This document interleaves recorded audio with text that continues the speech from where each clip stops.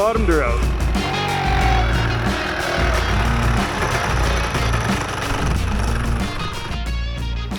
Hey Dirt Wizards and Wizettes, welcome to Dirtwiz. Today we have the newest addition to the stable. This is a 1988 Yamaha DT200L. Not a DT200R, a 200L. This is a pretty rare dual sport in North America, and I picked this bike up for $400. And this is actually my first two-stroke that I've ever owned. I've ridden other two-strokes before, but I've never owned one. And this bike is pretty unique. It has a certain je ne sais quoi, let's say. I picked this bike up for a specific video, and I'm not allowed to spoil that surprise yet, but that's coming soon. Stay tuned, because it's going to be pretty wild. So this particular model was sold in Canada from 1984 to 1988, and then it was replaced by the DT200R in both Canada and America and the rest of the world. I believe this specific model was sold in other parts of the world too, like Australia and the UK and probably some other places.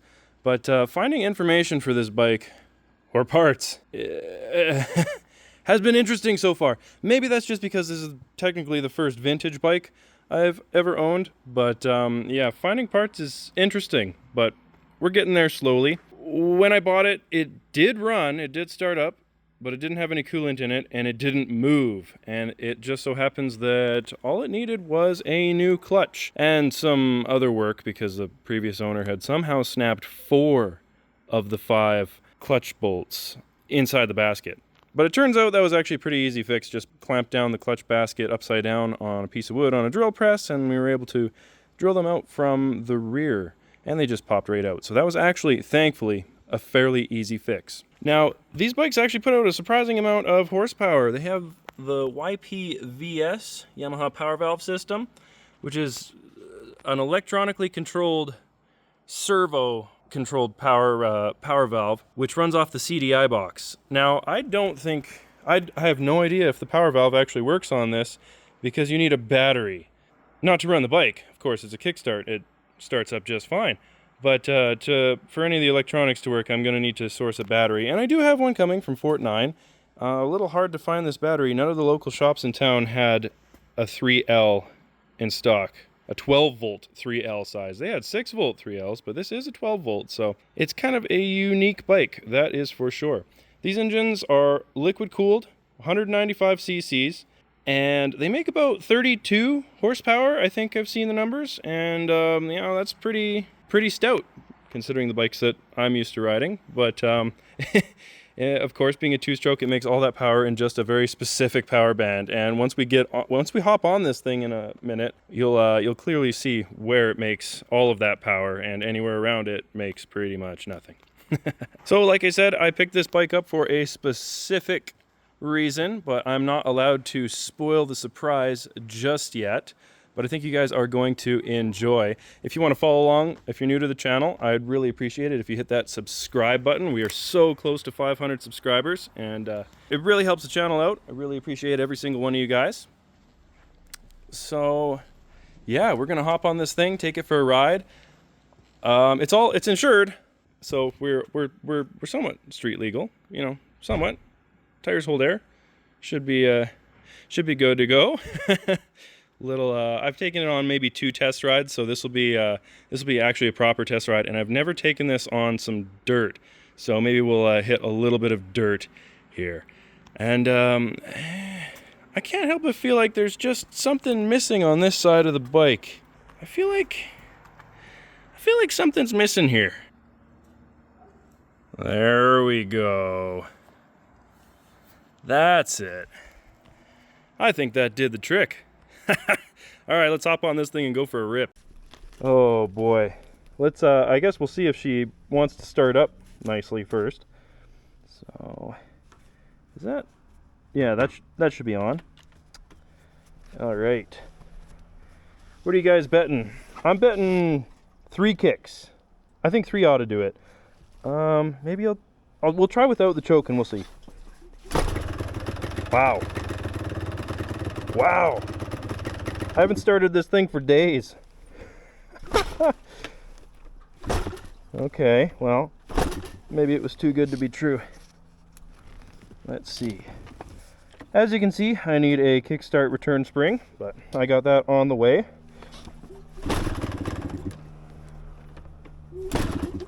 Okay. All right. Oh, this thing is wild. Let's let it warm up for a sec. Oh yeah! We got a working headlight, that's a plus. High beam, low beam. The signals are, yeah, well, I need a battery bad, but we're gonna be using hand signals today, so see how she goes. Got coolant in her, we've got the new clutch all set up, so yeah, let's take this thing for a rip. See how she idles without the choke.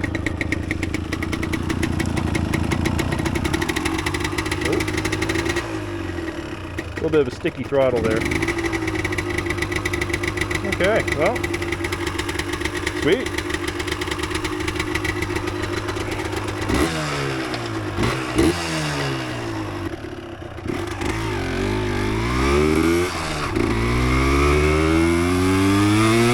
Whoa, okay.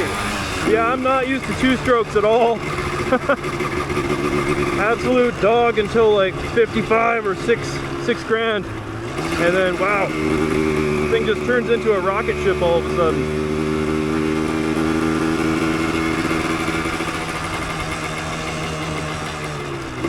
So this bike is super, super unique.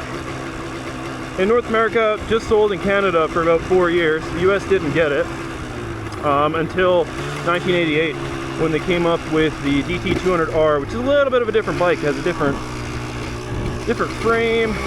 The exhaust pipes on the right hand side, and I think there was some engine updates.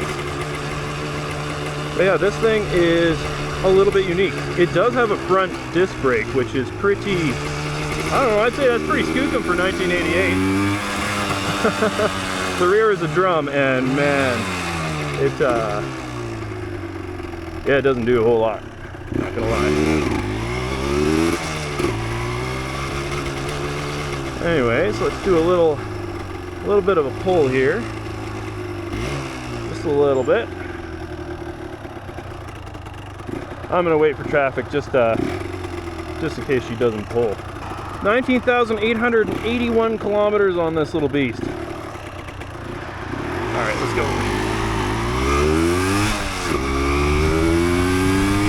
Oh, there we go.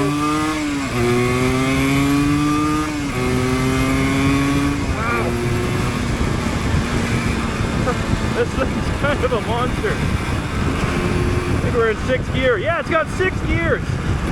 Both my other bikes are 5 speeds. This is my first 6 speed. This thing's sweet. The speedo works. I don't know if it's accurate, but it works. Oh, gotta use hand signals here. That's lovely.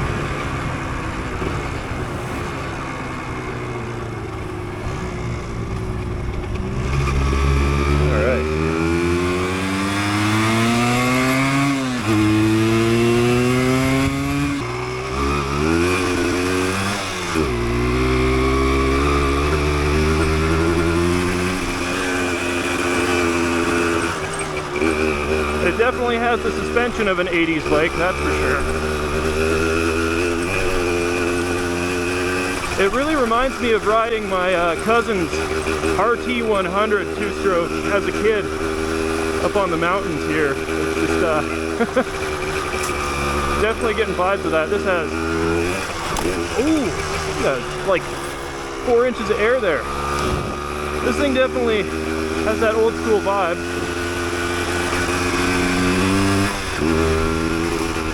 You know, it's pretty light though.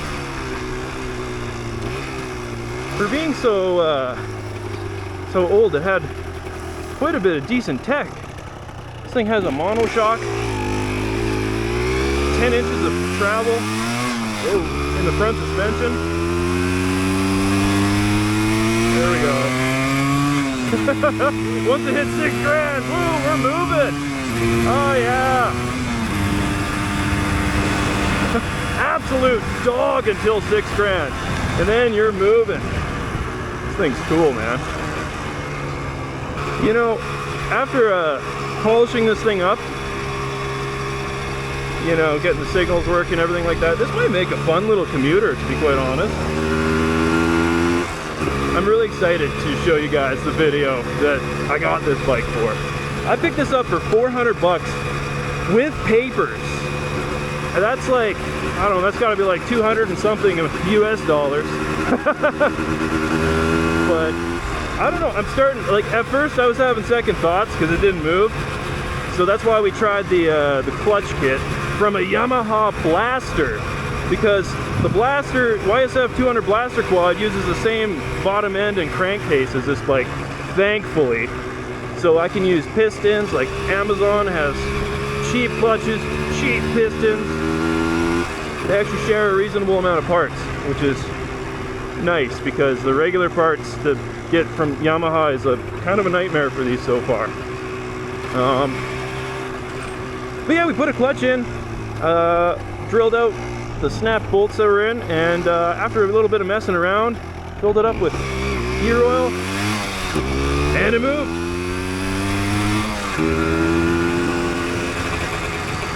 So I think once we restore this up, this might make a fun little bike. Let me know if you guys want to see more videos on this thing, because I mean, I did some looking when I first picked it up.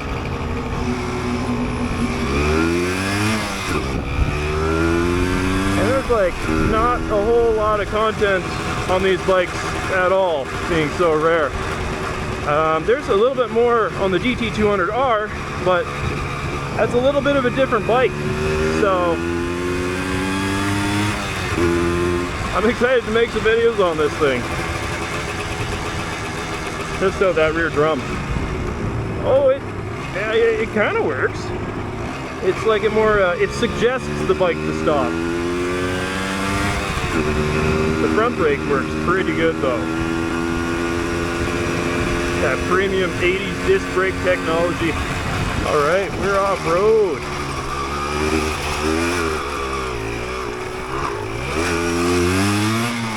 Let's see how she does.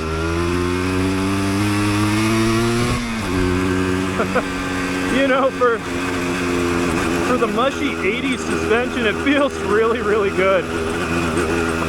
I'd say the front is actually comparable to my XT250. The rear is a little weird. Yeah, there's no doubt about that, but the front's feeling good. It's tracking good. Got like no grip on the rear tire, so take her easy. Hit this little smidge of single track here.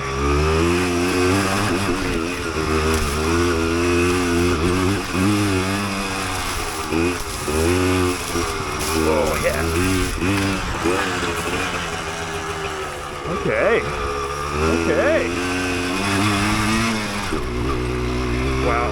That jump from 1 to 2 is wide, man. And then 2 just fizzles out right into 3 like there's no change. Interesting. Are we gonna get some air on this thing? Oh, I'm not fast enough. Oh, I didn't hit the power band. Damn. Okay, no, we're gonna try to get some air. We're gonna get some air on this thing.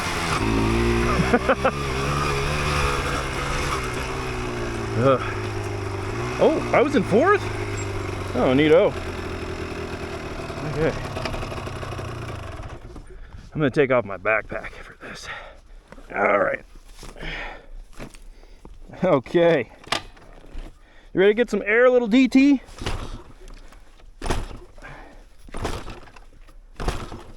Huh.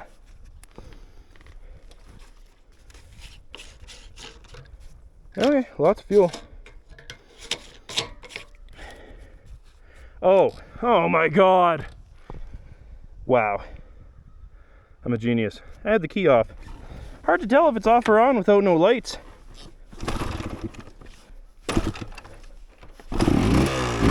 All right. Okay.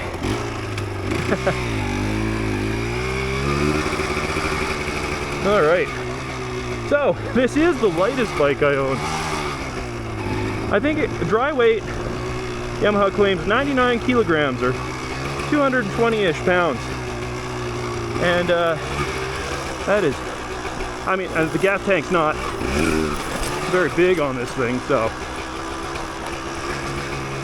I don't know, it feels a heck of a lot lighter than my XT250 or the DR, that's for dang sure. I think we'll have to get a little bit of a run at it, let this thing get into that sweet, sweet power band. This thing's cool. Way, way, way too cool. Say, turning circle, super light.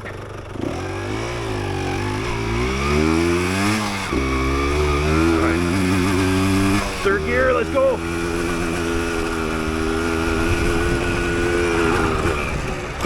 Oh yeah, bottomed her out, that's for sure. Wow. Ain't that fun. I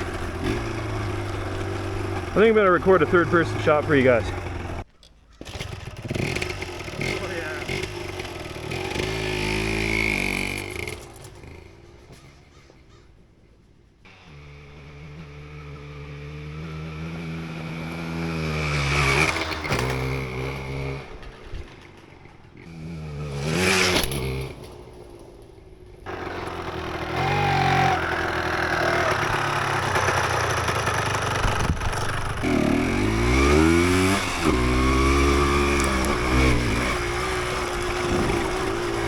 Well, I think that just about seals the deal for me on whether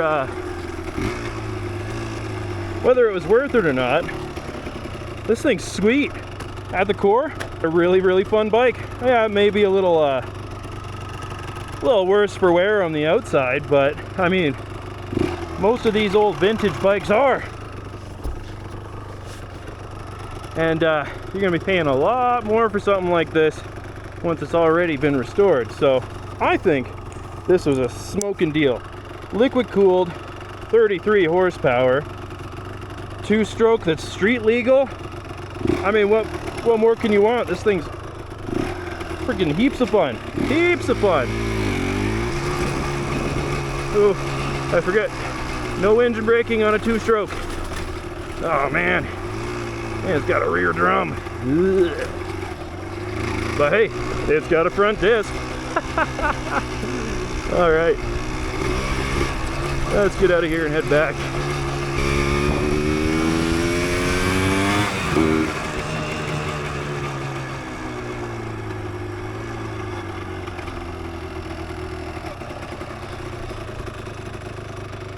Sweet. Bike's also really easy to put in neutral.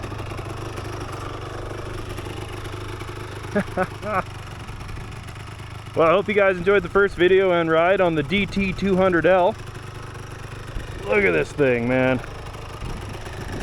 What a crazy piece of 80s machinery. Hell yeah. Let me know what you guys think down in the comments. You ever ridden one of these, or have you ridden the DT200R, DT175? Let me know what vintage bikes you guys have been on. And like I said earlier, we got a lot of plans for this thing. I got this for a specific reason, and I'm really excited to show you guys, as it's gonna be beyond epic. So if you're looking forward to that, do me a favor and please consider hitting the subscribe button down below. Really helps out the channel and allows me to keep making these videos for you guys. So thank you so much for watching. Hope you guys enjoyed. Stay tuned to see more of this bike and the other adventures on the channel, and you guys have a fantastic rest of the day. Peace.